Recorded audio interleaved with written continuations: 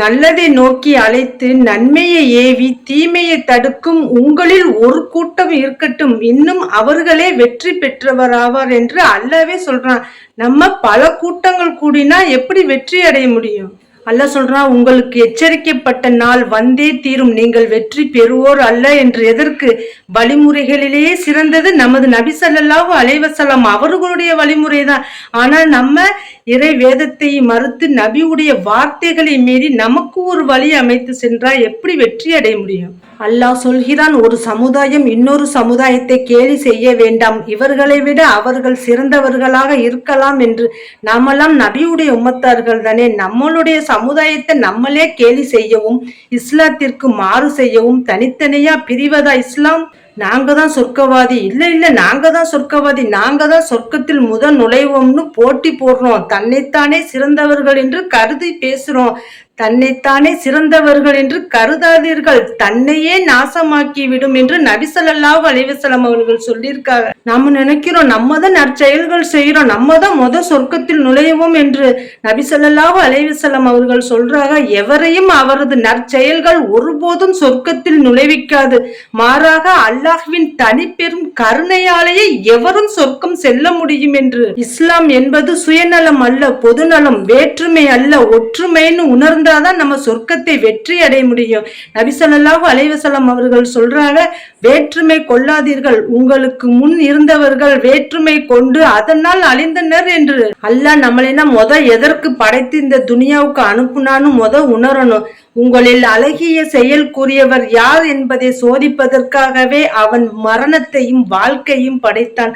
அவன் மிகைத்தவன், மன்னிக்க கூடியவன்.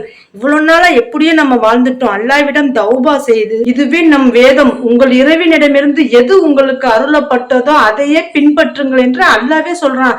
பிறப்பிலிருந்து இறப்பு வரையும் திருக்குர்ஆன்ல தான் இருக்கு நம்ம எப்படி வாழணும்னு. அதை சரியா பின்பற்றாதனாலதானே இஸ்லாம் பிரியுது. இதையும் நம்ம உணரணுமா இல்லையா?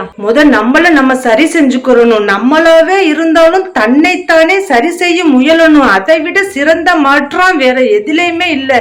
யார் நேர்வழியில் செல்கிறார் என்பதை நமது இறைவனை நன்கு அறிந்தவன். இறை வேதம் மனிதர்களுடைய குணங்களை சரி செய்வதற்கு தானே. நமது நபி ஸல்லல்லாஹு அலைஹி வஸல்லம் அவர்கள் எதையெல்லாம் தடை செய்தார்களோ நாமளும் அதை தடை செய்யணும். ஆடம்பர திருமணத்தை தவிர்க்கணும், வரதட்சணையை ஒழிக்கணும். ஆடம்பர திருமணத்தில் தன் வீட்டு பெண்கள் பிறர் பார்க்க வேண்டும் என்பதற்காக தன்னைத்தானே அலங்கரித்து கொண்டு கண்ணியமிக்க ஆண்கள் கண்ணியமிக்க பெண்கள் வரும் சபையில் தன் வீட்டு பெண்கள் இப்படி அலங்காரங்களோடு புர்கா இல்லாம இஸ்லாத்தின் கண்ணியத்தை இழந்து நிற்கிறார்களே.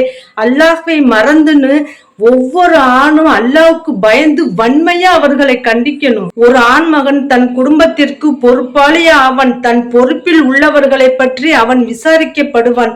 அலங்காரங்களுடன் அந்நிய ஆணை தன் பக்கம் ஈர்க்கக்கூடிய பெண்கள் நரகத்திற்குரியவர்கள். அல்லாஹ் அனைவரையும் பாதுகாக்கணும். தன் அலங்காரங்கள் தன் கணவனுக்கு மட்டும்தான் என்று உணர்ந்து பெண்களுக்கு நன்மையை நாடுங்கள் என்று நபி ஸல்லல்லாஹு அலைஹி வஸல்லம் அவர்கள் சொல்றாங்க. இது போல எவ்வளவோ தீமைகள் நடக்குது இந்த துனியால. நன்மையை ஏவி தீமையை தடுப்பவர்களாக நம்ம இருக்கணும். அது போல பெற்றோர்களை நிராகரிக்க கூடாது. தாயின் காலடியில் தான் சொர்க்கம் உள்ளது என்று அல்லாஹ் சொல்றான். ஆனா நம்ம அதை நிராகரித்து எவ்வளவோ அமல்கள் நன்மைகள் செய்யறோம். எந்த சொர்க்கத்தை அடைவதற்கு? தனியாகவே மரணிப்போம், தனியாகவே புதைக்கப்படுவோம், தனியாகவே விசாரிக்கப்படுவோம். நம்ம செய்த அமல்களும் நன்மைகளும் தான் நமக்கு பயனுள்ளதா இருக்கும். இறை வேதத்தை முழுமையாக பின்பற்றுவோம் அனைவருமே. என்னிடம் இருந்து சிறு செய்தி கிடைத்தாலும் பிறருக்கு எடுத்து உரையுங்கள்னு நபி ஸல்லல்லாஹு அலைஹி வஸல்லம் அவர்கள் சொல்லியிருக்காங்க. அதை நம்ம செஞ்சோம்னா நீங்க நஜாத்தா, நீங்க சுன்னத்தா, நீங்க தௌஹீதான்னு கேக்குறாங்க. கபூர்ல கேட்கப்படும் கேள்விக்கு தான் நம்ம இங்க வாழ்றோம். கபூர்லயே கேட்கப்படாத கேள்வியே இங்க மனிதர்கள் எதற்கு கேட்கணும்? அதுக்கு நம்மையும் பதில் சொல்லணும். முன்கர் நக்கீர் 3 கேள்விதான் கேட்பா. உன் மார்க்கம் என்ன, உனது ரப்பு யாரு, உனது நபி யார் என்று. நபியுடைய வார்த்தைகளை எடுத்து சொல்வதற்கு எந்த ஜமாத்தா இருக்கணும்னு எந்த அவசியமும் இல்லை. உண்மையை உறக்கச் சொல்வதற்கு உண்மையான நாவு இருந்தாலே போதும் தானே அனைவருக்கும். அல்லாஹ் சொல்றான், ஒருவர் இன்னொருவருக்கு எந்த பயனும் அளிக்க முடியாத நாளை அஞ்சுங்கள். அந்நாளில் எவரிடமிருந்து எந்த பரிந்துரையும் ஏற்படாது, எவரிடமிருந்து எந்த ஈடும் பெற்றுக்கொள்ள முடியாது என்று அல்லாஹ் சொல்கிறான். நம்பிக்கையாளர்களே, சொல்லிலும் செயலிலும் உண்மையாளர்களுடன் பயணிங்கள் என்று. இதுக்கு என்ன அர்த்தம்? இறை வேதமும் நபியுடைய வழிமுறைகளும் தான் உண்மையானது.